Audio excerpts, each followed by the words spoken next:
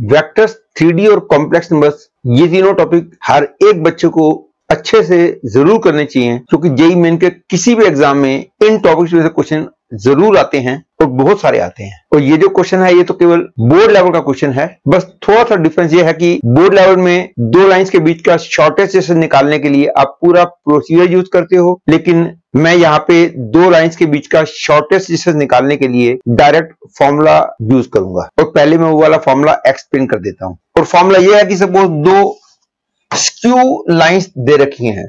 Skew lines means which are non coplanar, और एक line की इक्वेशन है x minus x1 upon a1, y minus y1 upon b1, z minus z1 upon c1।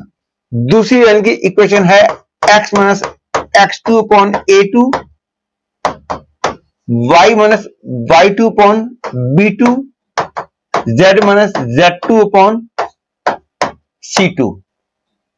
और हमने इनके बीच का शॉर्टेस्ट डिस्टेंस निकालना है। शॉर्टेस्ट डिस्टेंस का मतलब आपको पता ही होगा, एक ऐसी लाइन जो कि दोनों के परपेंडिकुलर हो, तो यहां से लेकर यहां तक का जो डिस्टेंस होता है उसको बोलते हैं शॉर्टेस्ट डिस्टेंस। यदि ये डिस्टेंस को मैं AB से डिनोट करता हूं, तो AB is given by mod of, mod मैं इसलिए ले रहा हूं कि जो मैं फॉर्मूला लिखने जा रहा हूं उसकी वैल्यू नेगेटिव भी आ सकती है, तो मॉड से वो पॉजिटिव बन जाएगा। अब फॉर्मूला क्या है? फॉर्मूला ये है कि यहां पे आप लिखोगे x2 minus x1, y2 minus y1, z2 minus z1, a1 b1 c1 a2 b2 c2 upon under root. अब कई बच्चों को डिनोमिनेटर को लिखने में दिक्कत आती है। डिनोमिनेटर लिखने का वे यह है कि a1 b2 minus a2 b1,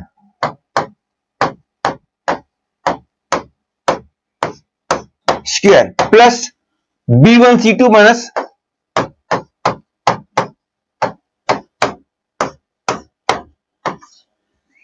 plus a1 c2 minus a2 c1।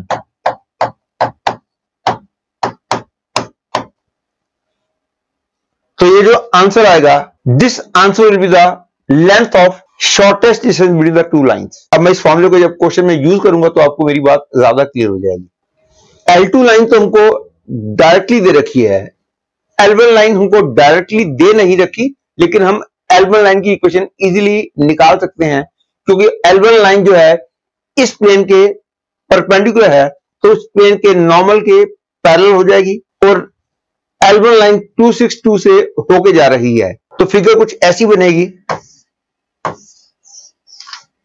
ये प्लेन है जिसकी इक्वेशन है 2x plus y minus 2z equal to 10।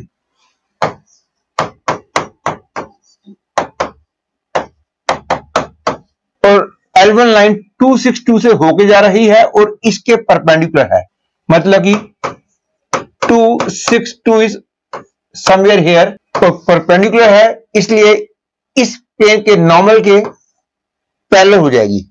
और नॉर्मल के डायरेक्शन रेशियो है 2 1 माइनस 2, तो लाइन के भी डायरेक्शन रेशियो 2 1 माइनस 2 मैं ले सकता हूं। तो इस लाइन की इक्वेशन जो हो जाएगी वो हो जाएगी x माइनस 2 बाय 2। ध्यान रखो ये डायरेक्शन रेशियो है, ये पॉइंट है, तो x minus 2 by 2 is equal to y minus 6 by 1 equal to z minus 2 by minus 2। ये है L1 लाइन। और दूसरी लाइन तो ये दे रखी है, और हमने इनके बीच का शॉर्टेस्ट डिस्टेंस निकालना है। एक तरह से डायग्राम ये बना, एक लाइन ये है और दूसरी लाइन ये है, that is x plus 1 by 2 equal to y plus 4 by minus 3 is equal to z by 2। Clearly x1 y1 z1 को हम 262 बोल सकते हैं, और x2 y2 z2 को -1 -4 0 बोल सकते हैं। तो ये जो मैंने फॉर्मूला बताया था उसका न्यूमरेटर जो है उसको मैं यहां लिख रहा हूं। ध्यान रहे कि x1 y1 z1 जो है वो 2 6 और 2 है। x2 y2 z2 जो है -1 -4 और 0 है। तो फॉर्मूले के हिसाब से 2 -1 that is 3, 6 -4 that is 10, 2 -0 2, and एक लाइन के डायरेक्शन रेशियो 2 1 -2, दूसरी लाइन के डायरेक्शन रेशियो 2 -3 2। ध्यान रहे ये मैं न्यूमरेटर कैलकुलेट कर रहा हूं, तो ऑब्वियसली कैलकुलेट करने के लिए मैं पहले प्रॉपर्टी यूज कर लेता हूं। R1 changes to R1 plus R2 and R3 also changes to R3 plus R2.